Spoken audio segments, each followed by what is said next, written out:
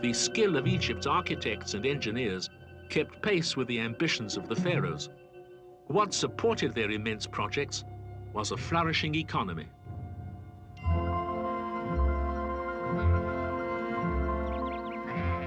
It was based on agriculture and a way of life still found along the Nile more than 3,000 years later.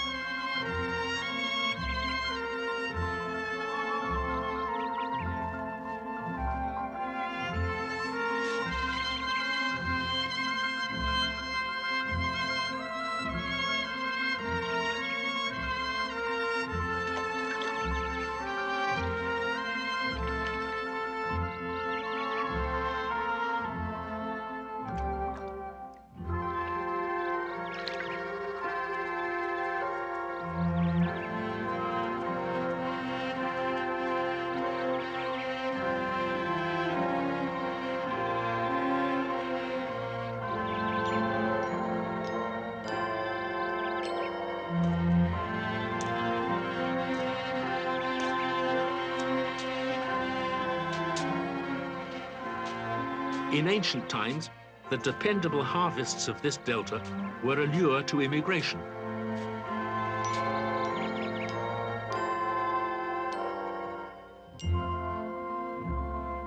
Tribes from Canaan came across the border when their own lands were parched by drought, as Jacob's family did in the Bible story.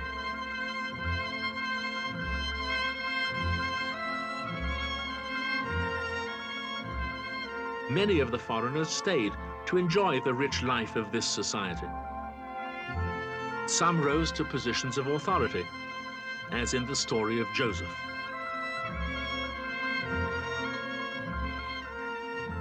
Rich, creative Egypt. Egypt's astronomers were the first to plot the stars, its mathematicians first to chart the earth. Its artists wrote and painted with a zest for daily life.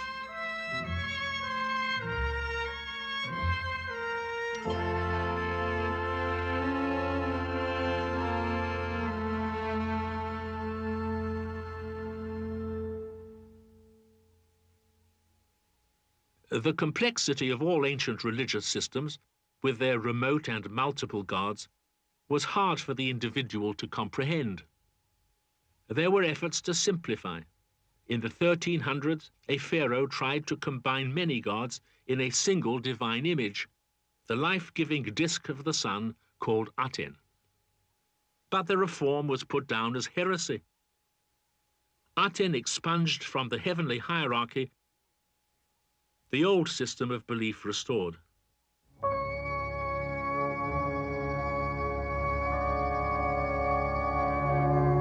A few decades later, in the reign of a pharaoh called Ramses II, the pace of Egyptian history seems to quicken.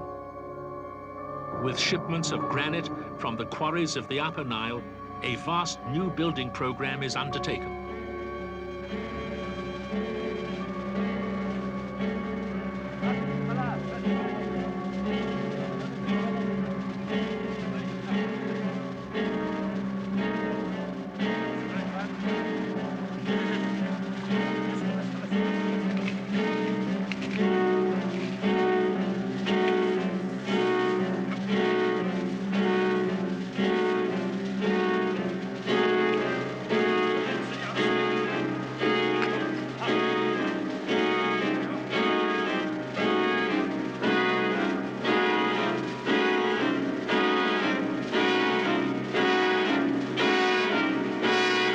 The pharaoh orders additions to the great temple of Karnak, the religious capital of the country.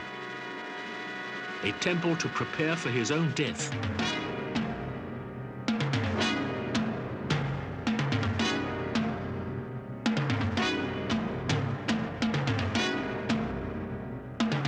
Ramses's major project is a cluster of new cities in the Nile Delta, a scheme requiring vast new sources of manpower. Foreign workers are pressed into service as forced labor. Egypt's records are vague, but scholars guess that among them were the foreigners from Canaan. Under Ramses and his successors, Egypt launches a series of military adventures in Canaan. Egypt meets resistance, not from its traditional rival Mesopotamia, but from a newer empire, the Hittites of Asia Minor.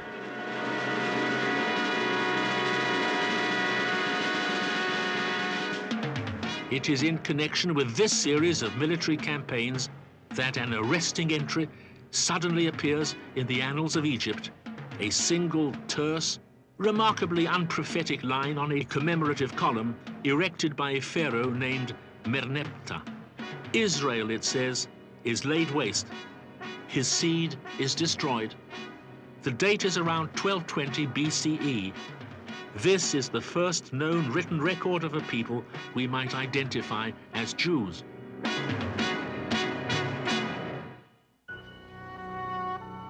Who are the people who call themselves Israel?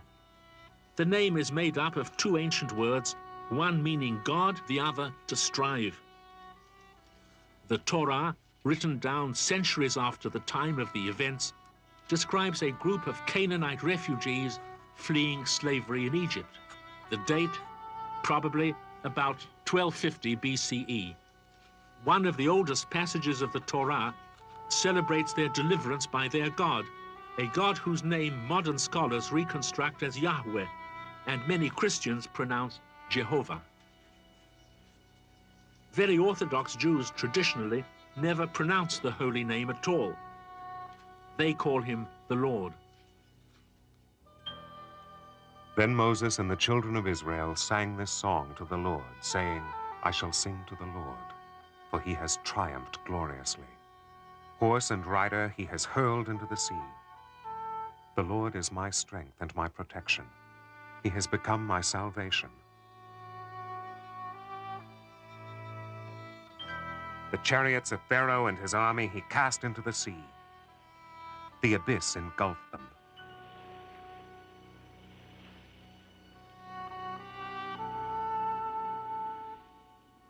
The charismatic leader called Moses, the escape route, the chronology of the Exodus. These are matters for which the Bible is our only source, but the fact of the Exodus and its impact are hard to dispute.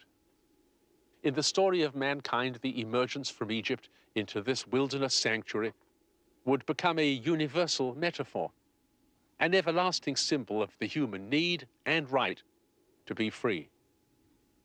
In Jewish tradition, it would be celebrated by generation after generation in the springtime holiday of the Passover, a festival of liberation as fervent as any nation's Independence Day. It evokes the feelings of the liberated tribes leaving the labor camps of the Nile Delta behind them. To them, the Exodus must have seemed nothing less than a miracle, a deliverance so implausible, so incredibly dramatic, that it could only be a divine act. It was evidence of the power of their own special God, not a universal God. There was no single power ruling over human affairs, but the God of this one little group had triumphed over the mighty pharaohs and their gods. Who is like you among the gods, O Lord? Who is like you, majestic in holiness, awesome in fame, worker of miracles? Some events stand outside history, beyond the challenge of science. What happened to the people of the Exodus may never be established by scholars, but what the Bible says about this awesome place has resonated through the centuries of human experience. And Moses brought forth the people to meet with God, and they stood at the base of the mountain. Tradition calls this towering peak the Mount Sinai of Exodus, the landmark of the whole Western religious heritage. At its base, for the last 12 centuries, a Greek monastery has sat in humble attendance. The meaning of this place is commemorated in the words of the Torah. For this is the place tradition identifies with the covenant, the agreement by which the people calling themselves Israel accepted God's law and God promised his blessings.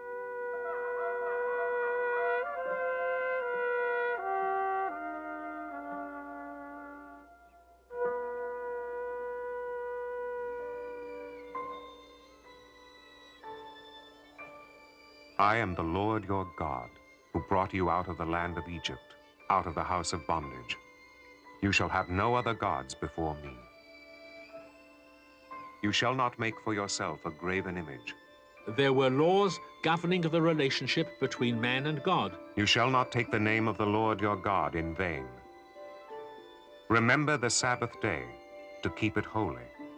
Laws of behavior between men and women, between members of the family. Honor your father and your mother. Laws governing the relationships of individuals and society. You shall not kill. You shall not commit adultery. You shall not steal. You shall not bear false witness against your neighbor. By the act of the You covenant, shall not covet your neighbor's the people of Israel had committed themselves to the rule of law as a holy principle. The God of Moses is not without connections to earlier religions. He visits a kind of spell on Israel's enemies in the form of plagues. His worship includes a prescribed ritual of animal sacrifices, but Yahweh, the Hebrew God, is without precedent in ancient belief. If not the only God in the universe, then he is the only God of this particular people. And there is no mystery to be divined by omens or averted by ritual magic. Yahweh promises to deal with his people not on the basis of divine whim or passion, but of law, open and explicit. Other peoples have elevated their kings to the status of deities, but in this covenant, Israel has accepted God as their king. Mankind's view of the human condition has begun to undergo a remarkable change.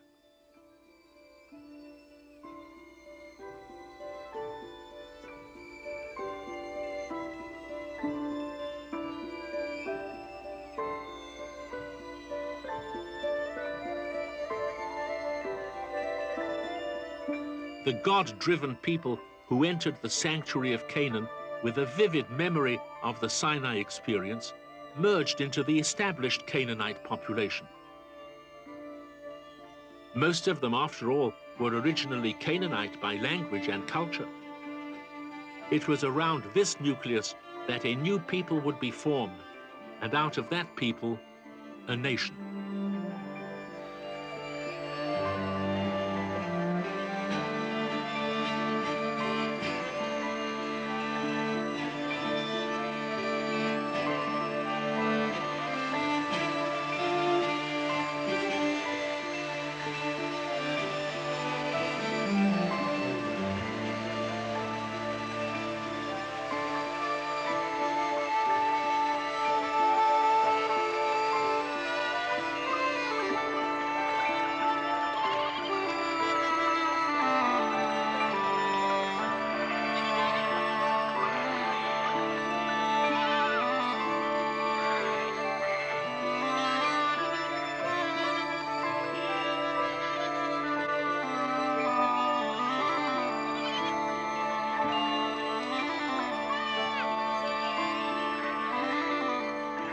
Canaan in the 1200s was vulnerable to new forces. The currents of history were converging on this small land.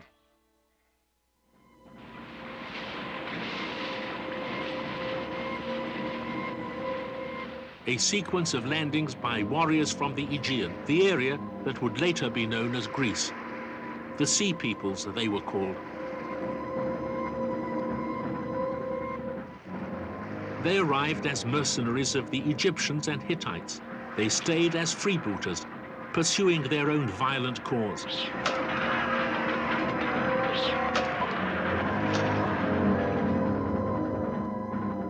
The siege of Troy, described by Homer, that was one of their acts. Their pattern of pillage soon spread south. One group, known as Philistines, occupied the coastal cities of Canaan. Later, the country would bear their name, Palestine.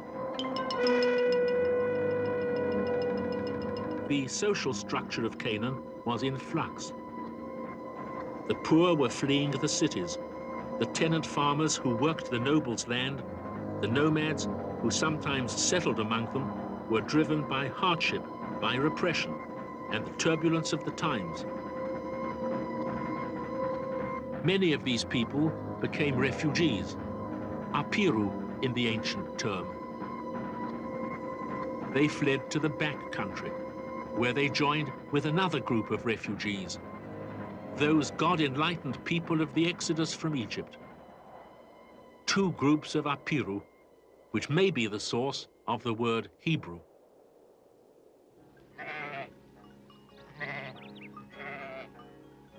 At Beersheba, in the northern Negev region of modern Israel, lie the ruins of an ancient Canaanite town.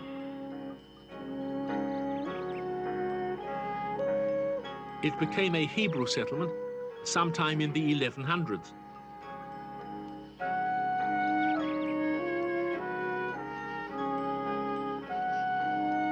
The typical house was built around a courtyard in which most of the family life took place. It was surrounded by 3 or 4 small rooms. Stone pillars supported some sort of roofing which sheltered the family members and sometimes the animals. Life in those places was simple and egalitarian, like the character of Israel's belief, in which the only authority was God's, and everyone had equal access to his law. Today, in the nearby countryside, you can find small Arab villages in which the atmosphere of those early settlements still survives.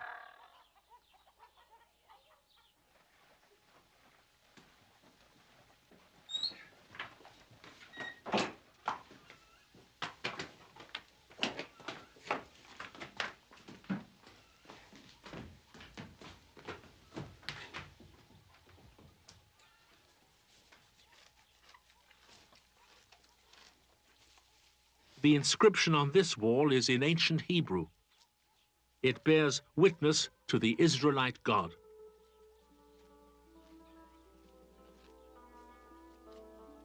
In the course of 2 centuries, the belief in Yahweh and his law spread through the hill country and wilderness of Canaan by conversion and by conquest.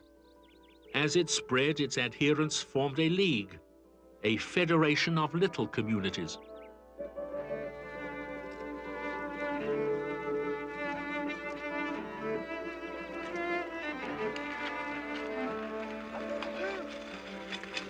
Their only authority was a temporary leader they called a shofet, or judge, men like Gideon and Samuel, a woman named Deborah.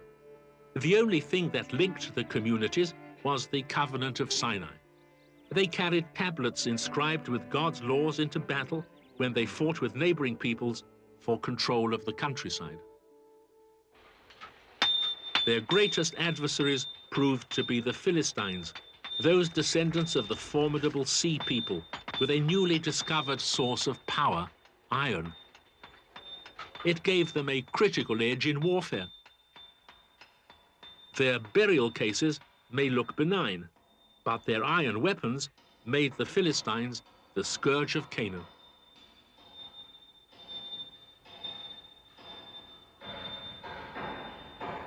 About the year 1020, faced with a losing war against this enemy, the Israelites adopted a course often taken by ancient peoples in times of crisis. They chose a king. His name was Saul. This decision transformed the federation of believers into a unified people, the League of Villages into a nation. But it would have a drastic impact on their simple form of society. It was contrary to the spirit of a religion in which God was, in effect, the only legitimate sovereign. This is where that transformation took place. I'm standing on the site that became the very center of Israelite nationhood, its capital in fact and in sentiment over the centuries. This ancient place, now being uncovered outside the southern walls of Jerusalem, is the city of David, the citadel built by Israel's second king. Here, the modern nation of Israel seeks out its origins, assembles the buried fragments of ancient Israel's brief golden age, that era of fateful and dramatic change, of rise and decline, ushered in by the reign of King David.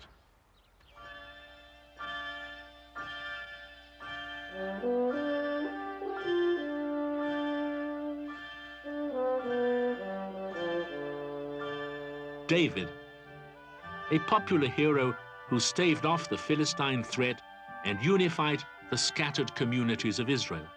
In the city of Jerusalem, he installed his government and provided a permanent home for the tablets of the law, the powerful symbol of his people's belief. David himself was one of the voices of that faith, a poet credited with some of the loveliest psalms in Hebrew literature. O Lord, our Lord, how great is your name in all the earth. When I consider your heaven, the work of your fingers, the moon and the stars, what is man that you are mindful of him? You have made him little lower than the angels and crowned him with honor and glory. You gave him dominion over all the works of your hands, all sheep and oxen, yes, and the beasts of the field, the fowl of the earth, and whatever passes through the paths of the sea.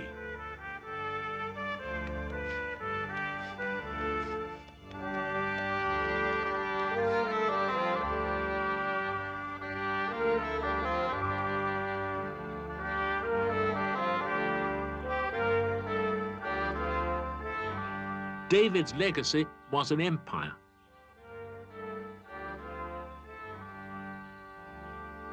With the great powers, Egypt and Mesopotamia, both in temporary decline, Israel expanded to fill the vacuum. Israel's dominion extended north to the Euphrates, south to the borders of Sinai. The nation of refugees was now a ruler of subject peoples, Canaanites, Edomites, Moabites. David's son and heir, Solomon, consolidated Israel's new power and exploited it. In trade with the corners of the empire, luxury goods of all sorts were imported. They found a market among a new class of urban rich. Like the pharaohs of Egypt, Solomon launched an ambitious building program. Its keystone, the splendid temple in Jerusalem. The Bible account says, he was 7 years building the house of the Lord, with its doors of olive wood, its planks of cedar, covering every inch of wall so that no mere stone could be seen. Its carvings of palm trees and blossoms. Winged beasts called cherubim, their wings spreading from wall to wall, the figures overlaid with gold. But in the city of the Lord, Solomon permitted the worship of Baal and foreign cults. And there were other building projects. Solomon fortified Canaanite cities, Hatzor, Megiddo, Gezer. Gezer was the dowry of a foreign princess, one of Solomon's wives. Israel was now tied to a system of foreign alliances, bound to an imperial style that was undermining the old communal way of life. This is all that is left of Fortress Gezer. You can find it just off a busy highway, a half-hour's drive from modern Jerusalem. In ancient times, the dependable harvests of this delta were a lure to immigration.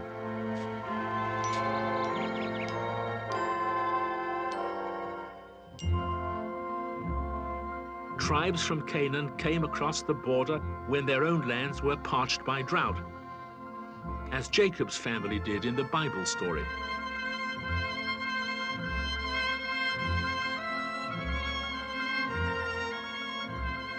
Many of the foreigners stayed to enjoy the rich life of this society.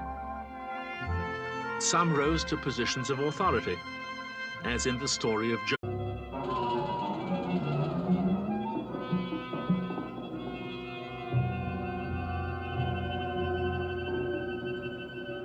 skill of Egypt's architects and engineers kept pace with the ambitions of the pharaohs. What supported their immense projects was a flourishing economy.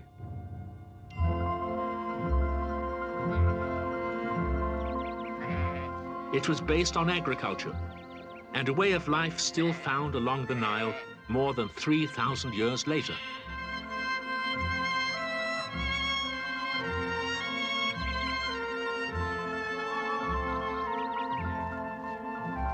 Joseph.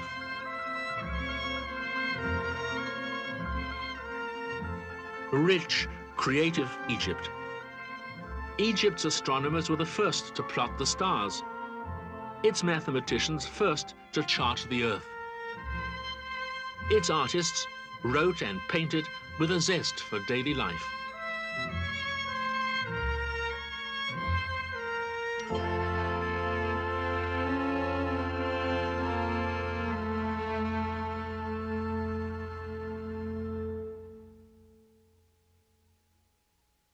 The complexity of all ancient religious systems, with their remote and multiple gods,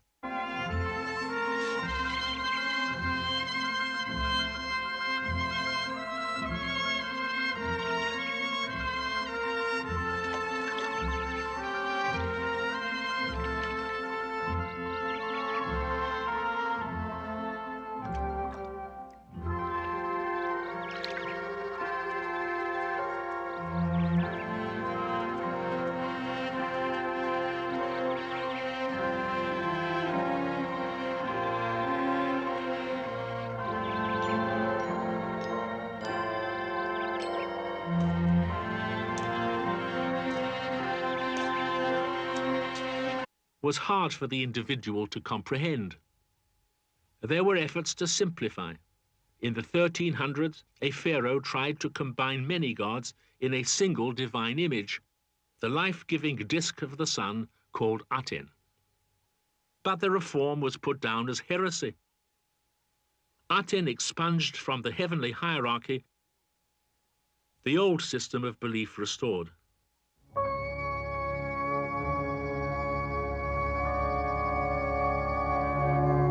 A few decades later, in the reign of a pharaoh called Ramses II, the pace of Egyptian history seems to quicken. With